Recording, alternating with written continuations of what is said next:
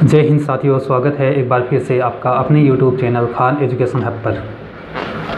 राजस्थान कर्मचारी चयन बोर्ड ने 48,000 पदों पर भर्ती का आयोजन करवाया था, जिसमें L1 का परिणाम जारी कर दिया है और L2 के 8 विषयों में से 6 विषयों का परिणाम जारी कर दिया गया है। अभी 2 विषयों का परिणाम आना शेष है, जो 1 या 2 दिन में आपको देखने को मिल जाएंगे। परिणाम आने के तुरंत बाद या उसके 1-2 दिन बाद में डॉक्यूमेंट वेरिफिकेशन का शेड्यूल जारी कर दिया जाएगा। इस वीडियो में हम बात करेंगे कि डॉक्यूमेंट वेरिफिकेशन के लिए हमारे पास कौन कौन से डॉक्यूमेंट होने चाहिए। सभी डॉक्यूमेंट की सूची इस वीडियो में हम जानेंगे। वीडियो में शुरू से आखिर तक ज़रूर बने रहें। अगर आप इस चैनल पर पहली बार आए हैं तो चैनल सब्सक्राइब ज़रूर करें। सबसे पहले डॉक्यूमेंट जो हमें चाहिए वो है मूल आवेदन पत्र। मूल आवेदन पत्र उसे कहते हैं जब हमने फॉर्म अप्लाई किया था उसका प्रिंट जो हमें प्राप्त हुआ था वो है मूल आवेदन पत्र। अगर वो आपसे खो गया है तो आप डरे नहीं, आपकी जो SSID है उस पर वो सेव है, आप वहाँ से उसे प्राप्त कर सकते हैं। तो मूल आवेदन पत्र आपके पास सबसे पहले होना चाहिए। मूल आवेदन पत्र के बाद में एक ID आपसे मांगी जाएगी। मान लो वो ID आधार कार्ड ही है, यानी आपको आधार कार्ड चाहिएगा। आधार कार्ड होना आपके पास ज़रूरी है। और उसके बाद में 10th की मार्कशीट और सर्टिफिकेट। 10th की मार्कशीट और सर्टिफिकेट ये 2 अलग अलग चीज़ है। 2009 से पहले 10th की मार्कशीट अलग आती थी और सर्टिफिकेट अलग आता था, यानी मार्कशीट और प्रमाण पत्र अलग अलग आते थे। लेकिन अब क्या है कि मार्कशीट और प्रमाण पत्र एक साथ ही आते हैं। आपने 2009 से या 2009 में या 2009 से पहले की है तो आपके पास सर्टिफिकेट अलग होगा और मार्कशीट अलग होगी। लेकिन अब आपके पास एक ही चीज़ में मार्कशीट और सर्टिफिकेट दोनों आ जाएंगे। फिर है 12th की मार्कशीट और सर्टिफिकेट। वही बात है, अगर आपने 2009 से पहले की है तो आपके पास मार्कशीट अलग होगी और सर्टिफिकेट अलग होगा। लेकिन अगर आपने उसके बाद में की है तो मार्कशीट और सर्टिफिकेट एक ही चीज़ में आ जाते हैं। फिर है स्नातक की मार्कशीट। स्नातक BA स्नातक की जो मार्कशीट है उसमें फर्स्ट ईयर, सेकेंड ईयर और थर्ड ईयर की मार्कशीट आपको चाहिए। और इसके साथ साथ उसकी जो डिग्री है वो भी चाहिए होगी। डिग्री में एक तो ओरिजिनल डिग्री होती है, एक प्रोविज़नल डिग्री होती है, तो दोनों ही मान्य है। अगर अभी तक आपकी ओरिजिनल डिग्री नहीं आई है तो आप प्रोविज़नल डिग्री से भी अपना काम चला सकते हैं। प्रोविज़नल डिग्री भी मान्य होती है। स्नातक के बाद में स्नातकोत्तर, अगर आपने फॉर्म में MA का जो ऑप्शन है उसे भरा है तो आपको स्नातकोत्तर की भी मार्कशीट और डिग्री चाहिए होगी। मार्कशीट है उसमें प्रीवियस और फाइनल दोनों ईयर की मार्कशीट चाहिए। और उसके साथ साथ आपको प्रोविज़नल या जो ओरिजिनल डिग्री है उसकी आवश्यकता भी पड़ेगी।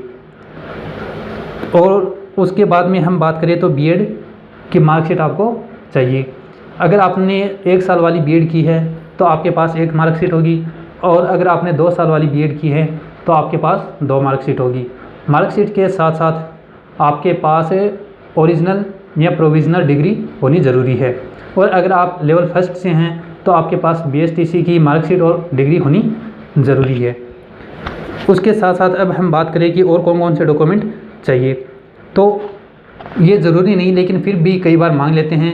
BEd और BSTC में आपने नामांकन कब करवाया था, यानी आपकी प्रवेश तिथि क्या है, ये आपके पास होगी। अगर नहीं है तो आप जिस कॉलेज से आपने BEd या BSTC की है तो वहाँ से आप इसे हासिल कर सकते हैं, वहाँ से आपको मिल जाएगी। अगर आपने विशेष शिक्षक के तौर पर आवेदन किया है तो इसका भी आपको सर्टिफिकेट देना होगा। अगर आपने विशेष शिक्षक के तौर पर आवेदन नहीं किया तो ये आपके लिए ज़रूरी नहीं है। फिर बात करें हम रिट पात्रता प्रमाण पत्र की। जो हमने 2022 में रिट दी थी उसका प्रमाण पत्र हमारे पास होना चाहिए। और अगर आप लेवल फर्स्ट से हैं तो आप 2021 वाले प्रमाण पत्र भी लगा सकते हैं क्योंकि वो भी मान्य है। इसके बाद में हम बात करें मूल निवास प्रमाण पत्र। मूल निवास प्रमाण पत्र आपको ज़रूर चाहिए, इसकी कोई वैलिडिटी नहीं है। अगर आपका 10 साल पुराना है तो वो भी चलेगा, 5 साल पुराना है वो भी चलेगा, 2 साल पुराना है तो वो भी चलेगा। मूल निवास प्रमाण पत्र है वो आपको पास होना चाहिए।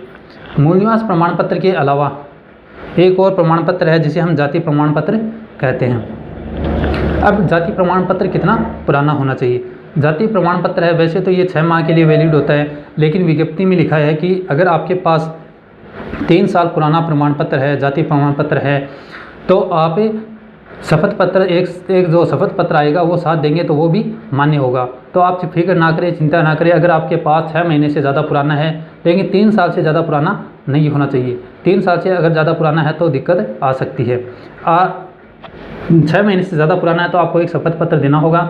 लेकिन याद रहे कि जो शपथ पत्र दो, अगर उसमें आपने कोई गलत जानकारी दी तो आप पर कार्रवाई हो सकती है। जाति प्रमाण पत्र, जैसे इसके साथ साथ अगर आपने EWS से भरा तो उसका प्रमाण पत्र, अनुसूचित जाति, अनुसूचित जनजाति, इनके प्रमाण पत्र आपको देने होंगे। फिर है अंतिम रेगुलर कॉलेज है, उसके द्वारा जारी चरित्र प्रमाण पत्र आपको चाहिए। जिस कॉलेज से आपने अंतिम बार या अंतिम रेगुलर कॉलेज से आपने जिस कॉलेज से भी की है तो वहाँ का चरित्र प्रमाण पत्र आपको चाहिए होगा। इसके साथ साथ जो और डॉक्यूमेंट है उनमें आपको चाहिए आय प्रमाण पत्र। अगर आपने आय जो OBC से फॉर्म अप्लाई किया है तो आपकी आय 2.5 लाख से कम होनी चाहिए, तो आय प्रमाण पत्र भी आपको चाहिए होगा। EWS से अगर आपने फॉर्म अप्लाई किया है तो आपके पास 8 लाख से कम का आय प्रमाण पत्र होना चाहिए। अगर आपने उत्कृष्ट खिलाड़ी के तौर पर फॉर्म अप्लाई किया है तो उसका प्रमाण पत्र भी आपको लगाना होगा। अगर आप शारीरिक विकलांगता वाले फॉर्म जो ऑप्शन था या फिर जो कैटेगरी थी, अगर आपने उस कैटेगरी से एग्ज़ाम दिया है तो आपके पास शारीरिक विकलांगता प्रमाण पत्र होना चाहिए। और इसमें जो शारीरिक विकलांगता है ये 40% से ज़्यादा अंकित होनी चाहिए, तभी वो मान्य होगा।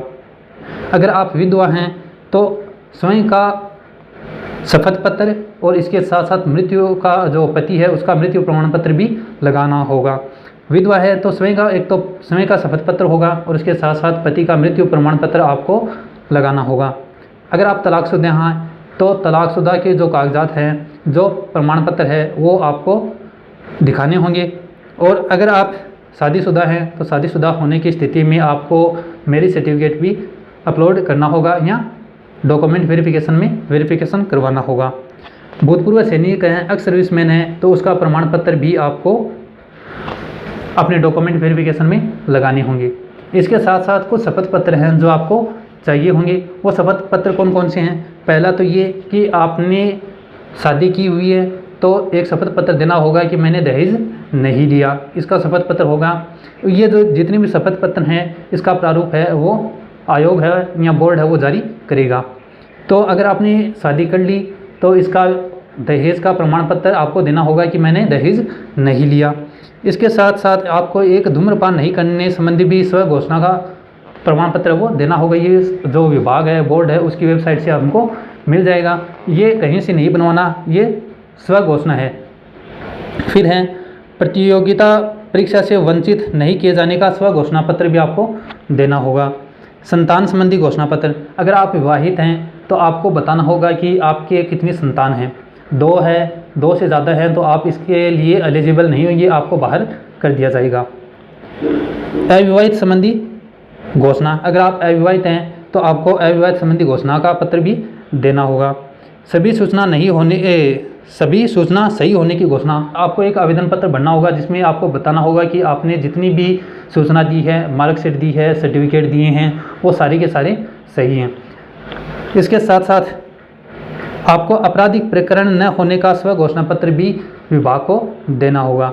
ये घोषणा पत्र और कुछ मार्कशीट है, कुछ प्रमाण पत्र हैं जो आपको डॉक्यूमेंट वेरिफिकेशन के लिए चाहिए होंगे। एक बार हम इनको जल्दी से फिर से देख लेते हैं। पहला है मूल आवेदन पत्र, उसके बाद में है आधार कार्ड की प्रति, फिर है 10th की मार्कशीट और सर्टिफिकेट, फिर है 12th की मार्कशीट और सर्टिफिकेट, और इसके साथ साथ स्नातक के 3 वर्षों की मार्कशीट और उसके साथ साथ उसकी डिग्री। ये ओरिजिनल या प्रोविजनल दोनों चलेगी। फिर स्नातकोत्तर, अगर आपने फॉर्म में स्नातकोत्तर का ऑप्शन भी क्लिक किया है तो आपके पास स्नातकोत्तर की फाइनल और प्रीवियस की मार्कशीट और इसके साथ साथ प्रोविजनल या ओरिजिनल डिग्री होनी ज़रूरी है।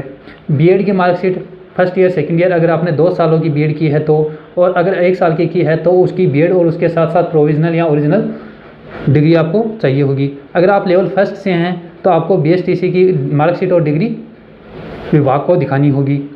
इसके साथ साथ बीएड और BSTC की प्रवेश तिथि है उसको भी आपको अभी जान लेना ज़रूरी है कि आपने बीएड और BSTC में प्रवेश किस दिन लिया था।